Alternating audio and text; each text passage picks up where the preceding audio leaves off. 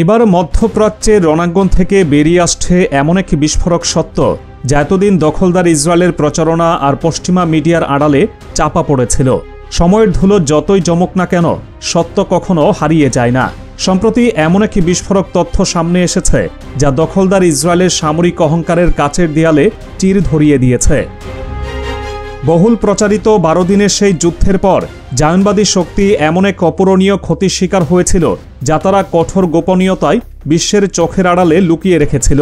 সেই যুদ্ধের ফলাফল নিয়ে দখলদার বাহিনী অনেক বড়াই করেছে, নিজেদের আকাশ ছোঁয়া সফলতার গল্প শুনিয়েছে, কিন্তু আড়ালে যা ঘটেছে তা ছিল ঠিক তার উল্টো। ইরানের সর্বোচ্চ নেতা আয়াতুল্লাহ আলী খামেনির জ্যেষ্ঠ সামরিক উপদেষ্টা মেজর জেনারেল ইয়াহিয়া রাহিম সাফাভির সাক্ষাৎকারে সেই গোপন সত্যই প্রকাশ পেয়েছে। তিনি সোজা জানিয়ে দিয়েছেন, 12 দিনের সেই সংক্ষিপ্ত কিন্তু বিধ্বংসী যুদ্ধে দখলদার ইসরায়েলের একজন দুজন নয়, 16 জনেরও বেশি পাইলটকে জাহান্নামে পাঠিয়েছে ইরানের প্রতিরোধ যোদ্ধারা। 16 জন পাইলট, সংখ্যাটা হয়তো শুনতে খুব বেশি মনে হচ্ছে না, কিন্তু বুঝতে হবে একটি দেশের বিমান বাহিনীর জন্য পাইলটরা হলো তার মেরুদণ্ড। একজন দক্ষ পাইলট তৈরি করতে বছরের পর বছর সময় এবং মিলিয়ন মিলিয়ন ডলার বিনিয়োগ করতে হয়। আর ইসরায়েলের মতো একটি দেশ যারা নিজেদের বিমান বাহিনীকে প্রায় অপরাজয় বলে দাবি করে, তাদের জন্য 16 জন অভিজ্ঞ পাইলটকে হারানোটা যে কতটা বড় আঘাত তা সহজেই অনুমেয়। এটা কেবল সামরিক ক্ষতি নয়, এটা তাদের অহংকারের ওপর এক মারাত্মক চপেটাঘাত। মেজর জেনারেল ইয়াহিয়া রাহিম সাফাভি তার সাক্ষাৎকারে অত্যন্ত স্পষ্টভাবে যুদ্ধের প্রতিটি পর্যায় তুলে ধরেছেন। তিনি স্বীকার করেছেন, যুদ্ধের শুরুতে ইরানের আকাশ প্রতিরক্ষা এবং গোয়েন্দা ব্যবস্থায় কিছু দুর্বলতা ছিল। প্রথম 2 থেকে 3 দিন পরিস্থিতি কিছুটা প্রতিকূল ছিল, কিন্তু ইরান খুব দ্রুত নিজেদের গুছিয়ে নেয়। তিনি বলেন, চতুর্থ দিন থেকে যুদ্ধের মোড় ঘুরতে শুরু করে। আমরা আমাদের ভুলগুলো শুধরে নিয়েছিলাম এবং শত্রুর রণকৌশল বুঝে ফেলেছিলাম। এরপর থেকে শেষ দিন পর্যন্ত পূর্ণ আধিপত্য ছিল আমাদেরই। তার এই বক্তব্য প্রমাণ করে ইরান কেবল একটি প্রতিরক্ষামূলক শক্তিই নয়, বরং তারা যুদ্ধের ময়দানে দ্রুত রণকৌশল পরিবর্তন করে পাল্টা আঘাত হানতেও সক্ষম। দখলদার ইসরায়েল এই যুদ্ধে ঠিক কি অর্জন করতে চেয়েছিল? তাদের লক্ষ্য ছিল ইরানের ভেতরে অস্থিতিশীলতা তৈরি করা, দেশটির গুরুত্বপূর্ণ পারমাণবিক এবং সামরিক স্থাপনাগুলো ধ্বংস করে দেওয়া এবং ইরানের প্রতিরোধ ক্ষমতাকে চিরতরে পঙ্গু করে দেওয়া। কিন্তু মেজর জেনারেল সাফাভির মতে ইসরায়েল তার ঘোষিত একটি লক্ষ্যও অর্জন করতে পারেনি। ইরানের মাটিতে তারা কোনো অস্থিতিশীলতা তৈরি করতে তো পারেনি, উল্টো ইরানের জনগণ আরও ঐক্যবদ্ধ হয়েছে। তারা ইরানের কোনো পারমাণবিক স্থাপনার চুল পরিমাণ ক্ষতিও করতে পারেনি, বরং ঘটেছে তার উল্টোটা। ইরান তার ঘোষিত উদ্দেশ্য পূরণে শতভাগ সফল হয়েছে। ইরানের সাহসী যোদ্ধারা শত্রুপক্ষের কমান্ড অ্যান্ড কন্ট্রোল সেন্টার, বিদ্যুৎ কেন্দ্র এবং গুরুত্বপূর্ণ টার্মিনালগুলোতে নিখুঁতভাবে আঘাত এনেছে। এই পাল্টা আঘাতে দিশাহারা হয়ে পড়েছিল দখলদার বাহিনী। তাদের সমস্ত পরিকল্পনা ধুলোয় মিশে গিয়েছিল।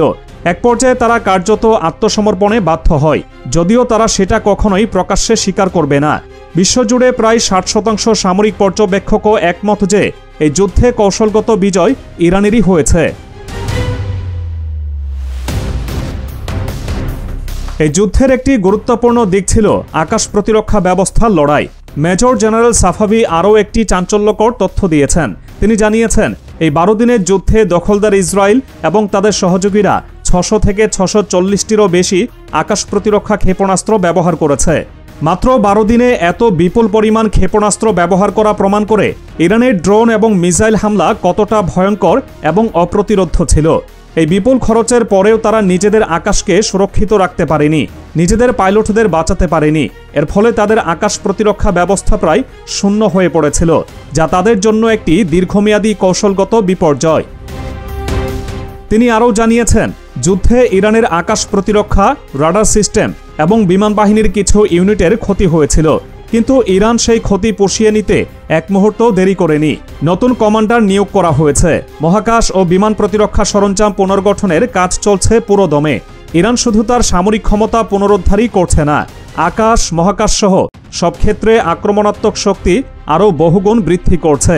মেজর জেনারেল সাফাভি স্পষ্ট ভাষায় হুঁশিয়ারি দিয়েছেন, যদি শত্রুপক্ষ আবারও কোনো আগ্রাসী পদক্ষেপ নেওয়ার দুঃসাহস দেখায়, তবে তেহরান আগের চেয়েও অনেক বেশি শক্তি নিয়ে এমন জবাব দেবে যা তারা কল্পনাও করতে পারবে না।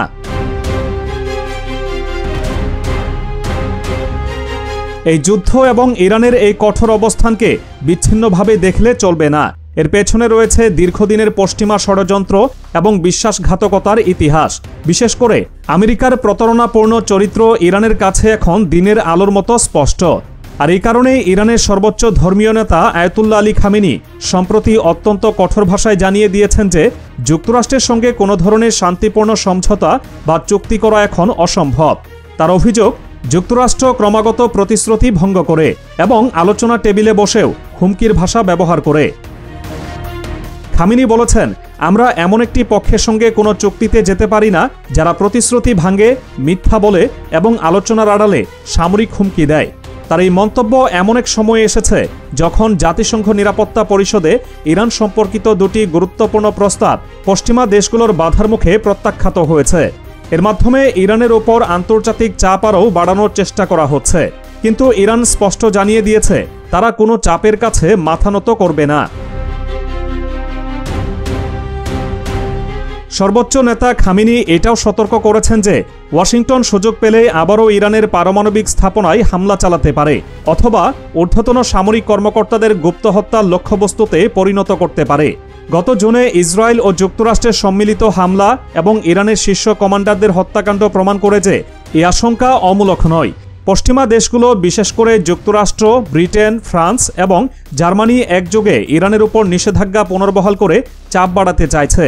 কিন্তু তেহরান তার নিজস্ব নীতি এবং জাতীয় নিরাপত্তার প্রশ্নে পাহাড়ের মতো অটল। ইরান বারবার বিশ্বকে আশ্বস্ত করেছে যে তারা পরমাণু অস্ত্র তৈরি করতে চায় না এবং তাদের সমস্ত পারমাণবিক কার্যক্রম শান্তিপূর্ণ। কিন্তু পশ্চিমা বিশ্ব সেই কথায় কান না দিয়ে কেবল চাপের রাজনীতি করে যাচ্ছে। এমন পরিস্থিতিতে ইরানের সর্বোচ্চ নেতার কঠোর অবস্থানই একমাত্র যৌক্তিক পথ। তিনি স্পষ্ট করে দিয়েছেন, যতক্ষণ পর্যন্ত যুক্তরাষ্ট্রের প্রতিশ্রুতি নিশ্চিত না হবে এবং তাদের আগ্রাসী মনোভাবের পরিবর্তন না হবে, ততক্ষণ কোনো চুক্তি বা আলোচনার প্রশ্নই ওঠে না।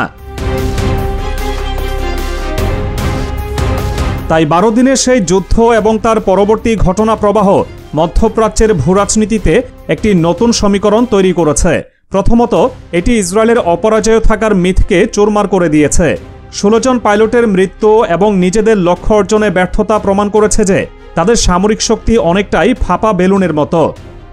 দ্বিতীয়ত, ইরান প্রমাণ করেছে যে তারা কেবল প্রতিরোধ করতেই জানে না, শত্রুর গভীরে আঘাত এনে তাদের প্যারালাইজড করে দেওয়ার ক্ষমতাও রাখে। তারা নিজেদের ক্ষতি দ্রুত পুষিয়ে নিয়ে আরও শক্তিশালী হয়ে ওঠার সক্ষমতা দেখিয়েছে। এবং তৃতীয়ত, আমেরিকার সঙ্গে কোনো ধরনের আপোষ যে ইরানের জন্য আত্মঘাতী হবে তা সর্বোচ্চ নেতার বক্তব্যে পরিষ্কার। ইরান এখন নিজস্ব শক্তি এবং প্রতিরোধের অক্ষের উপর ভরসা করেই সামনে এগোবে। দখলদার ইসরায়েল এবং তার পশ্চিমা প্রভুরা হয়তো ভেবেছিল ইরানকে ভয় দেখিয়ে বা আক্রমণ করে দমিয়ে রাখা যাবে, কিন্তু ইতিহাস সাক্ষী পারস্যের এই ভূমি কখনো কোনো আগ্রাসনের সামনে মাথা নত করেনি। 12 দিনের সেই যুদ্ধ ছিল তারই একটি জ্বলন্ত প্রমাণ। যে সত্য আজ প্রকাশ পেয়েছে তা কেবল শুরু মাত্র। গোপনে লুকিয়ে থাকা আরও অনেক কিছুই হয়তো ভবিষ্যতে বেরিয়ে আসবে, যা দখলদার শক্তির কফিনে শেষ পেরেক ঠুকে দেওয়ার জন্য যথেষ্ট হবে।